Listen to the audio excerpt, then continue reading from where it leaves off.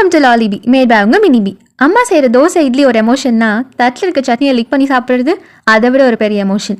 என்னதான் இட்லி தோசை டெய்லியும் கொடுக்குறீங்க போர் அடிக்குதுன்னு சொன்னாலும் ஃபாரினில் இருக்க ஸ்டூடெண்ட்ஸ்க்கும் ஹாஸ்டலில் இருக்க ஸ்டூடெண்ட்ஸ்க்கும் தான் தெரியும் அம்மாவோட தோசைக்கும் சட்னிக்கும் எவ்வளோ வேல்யூ இருக்குன்ட்டு. இப்போ என்னோட ஸ்டைலில் ஸ்பைசியாக புளிப்பா ஒரு சட்னி பண்ணிடலாமா? கட்லரியில் கட் பண்ணி இல்லை குக்கா மாதிரி கிக்கா ஒரு ரெசிபி பண்ணிடலாமா? பேனில் கொஞ்சமாக ஆயில் ஆட் பண்ணிக்கலாம். ரஃபாக கட் பண்ணி வச்சுருக்க 3 பிக் ஆனியன்ஸை உள்ளே ஆட் பண்ணி நல்லா சாட் பண்ணிக்கலாம். அது ஓரளவுக்கு கோல்டன் ப்ரௌன் ஆனதுக்கப்புறமா 4 ரெட் சில்லிஸ் ஆட் பண்ணி அதையும் நல்லா சாட் பண்ணிக்கலாம். ஒரு குட்டி நெல்லிக்காய் சைஸ் டாமரின் புளியும் ஆட் பண்ணி நல்லா சாட் பண்ணிக்கலாம்.